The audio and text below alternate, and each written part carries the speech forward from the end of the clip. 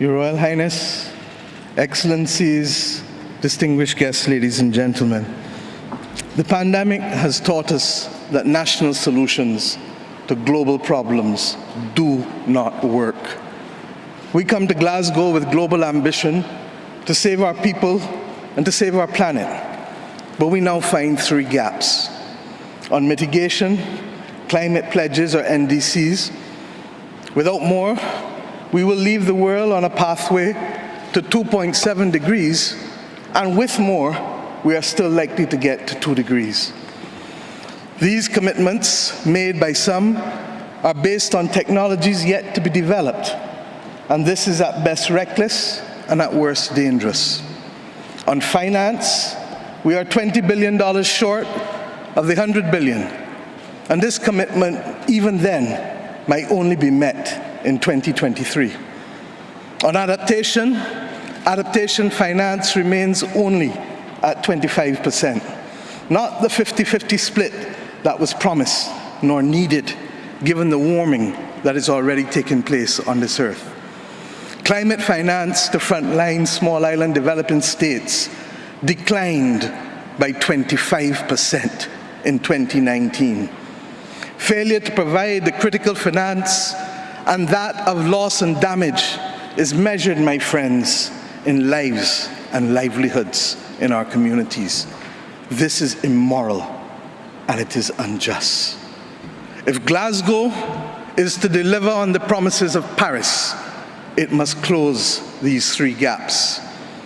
So I ask to you, what must we say to our people living on the front line in the Caribbean, in Africa, in Latin America, in the Pacific, when both ambition and regrettably some of the needed faces at Glasgow are not present? What excuse should we give for the failure? In the words of that Caribbean icon, Eddie Grant, will they mourn us on the front line? When will we, as world leaders across the world, address the pressing issues that are truly causing our people angst and worry, whether it is climate or whether it is vaccines? Simply put, when will leaders lead? Do some leaders in this world believe that they can survive and thrive on their own? Have they not learned from the pandemic? Can there be peace and prosperity if 1/3 of the world literally prospers and the other 2/3 of the world live under siege and face calamitous threats to our well-being? What the world needs now, my friends, is that which is within the ambit of less than 200 persons who are willing and prepared to lead. Leaders must not fail those who elect them to lead. And I say to you, there is a sword that can cut down this Gordian knot, and it has been wielded before. The central banks of the wealthiest countries engaged in $25 trillion of quantitative easing in the last 13 years. 25 trillion. Of that, 9 trillion was in the last 18 months to fight the pandemic. Had we used that 25 trillion to purchase bonds, to finance the energy transition, or the transition of how we eat, or how we move ourselves in transport, we would now today be reaching that 1.5 degrees limit that is so vital to us. I say to you today in Glasgow that an annual increase in the SDRs of $500 billion a year for 20 years, put in a trust to finance the transition, is the real gap, Secretary General, that we need to close, not the 50 billion being proposed for adaptation. And if 500 billion sounds big to you, guess what? It is just 2% of the 25 trillion. This is the sword we need to wield. Our excitement 1 hour into this event is far less than it was 6 months ago leading up to this event. Can we, with those voices and these speeches from Sir David and others, find it within ourselves to get the resolve to bring Glasgow back on track? Or do we leave today believing that it was a failure before it starts? Our world, my friends, stands at a fork in the road.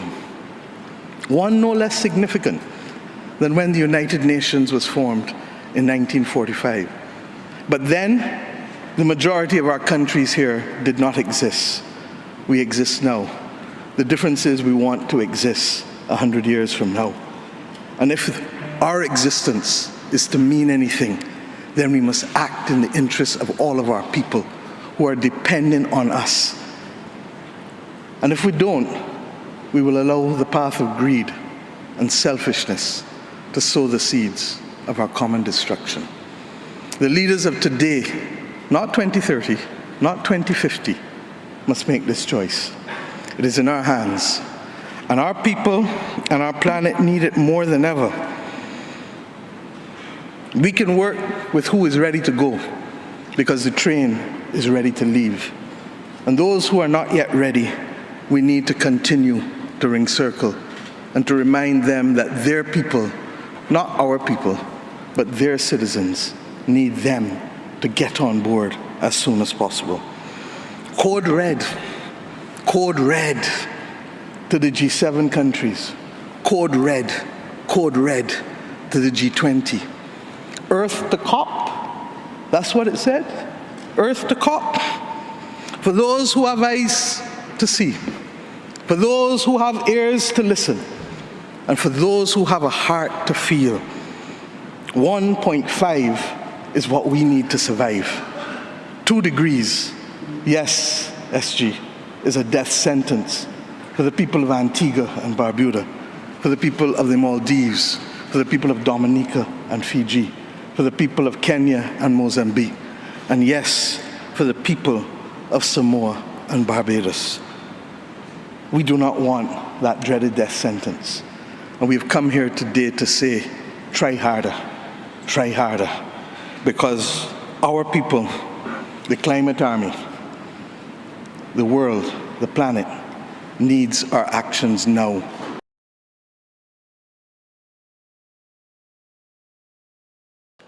I invite you to look around now and ask, where are the young people? We are out in the streets protesting. We are protesting because we are angry, because we feel disillusioned, because we feel frustrated, and we are right to, because we have been raised to place our faith in institutions, in governments, in leaders who have been elected to safeguard our future, to safeguard all of life on this planet. And yet we have seen a failure of leadership. We have seen tokenism. We have seen an incremental approach. We've seen sustainability treated as a tick-boxing activity. And when we express our anxiety, when we express the feelings that keep us up at night, we are left out of the room. We're not being invited into these spaces. And so I think a lot of young people feel despair. In fact, in my organization, Force of Nature, we recently contributed to research that surveyed over 10,000 young people across 10 countries around the world.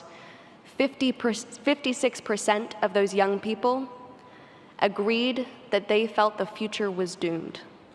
And disproportionately, the young people who felt hopeless about the future are the young people who are experiencing the climate crisis today, not as a future threat, but who are losing their homes to wildfires, to flooding, to hurricanes.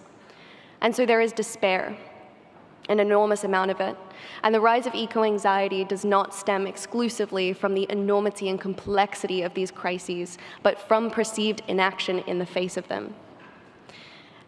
And yet I find courage and hope in the young people who, in spite of being excluded from historic corridors of power, have chosen to take agency and power back upon ourselves. Because I don't find hope in traditional spaces. There's a reason this is COP26 and we're still having these conversations. I find hope in Indigenous leaders who have been fighting this struggle for many more decades than I've been alive. I find hope in young voices. I find hope in the allies who have committed their entire lives to this fight. I do not find hope in corporate greenwash. I do not find hope in empty promises made far enough into the future that they require no immediate action. On my way up to Glasgow, I read that based on current commitments made by over 100 countries, including the UK, the US, and my home country of Australia, we are on track for a 16% increase in global greenhouse gas emissions over the next 10 years. This is when the climate science tells us we need to reduce emissions by 45%. So nothing that is not transformation is tokenism, and there is no hope in another 10 years of tokenism.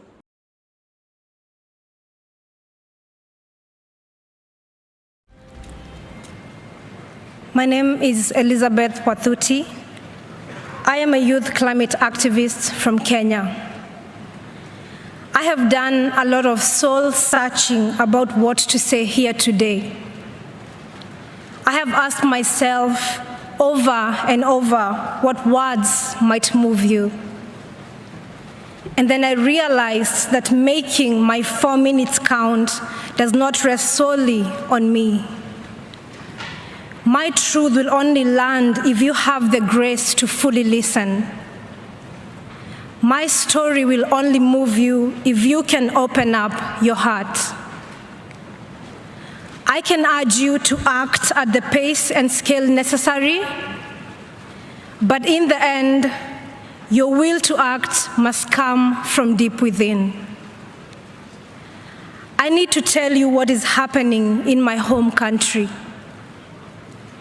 Right now, as we sit comfortably here in this conference center in Glasgow, over 2 million of my fellow Kenyans are facing climate-related starvation.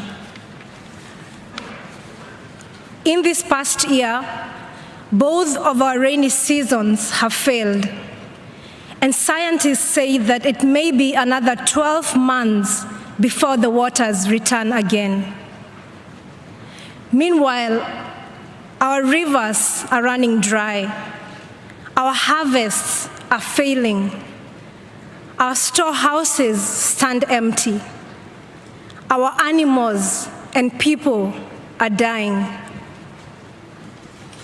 I have seen with my own eyes 3 young children crying at the side of a dried up river after walking 12 miles with their mother to find water.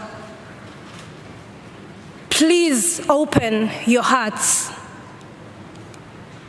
This is not only happening in Kenya. Over the past few months, there have been deadly heat waves and wildfires in Algeria and devastating floods in Uganda and Nigeria. And there is more still to come. By 2025, in just 4 years' time, half of the world's population will be facing water scarcity. And by the time I'm 50, the climate crisis will have displaced 86 million people in sub-Saharan Africa alone. I would like you to join me in holding a moment of compassionate silence for the billions of people who are not here with us today, whose stories are not being heard, and whose suffering is not being felt.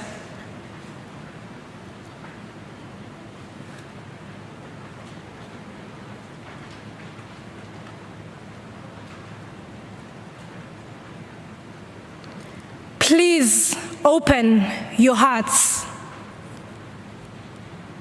If you allow yourself to feel it, the heartbreak and the injustice is hard to bear.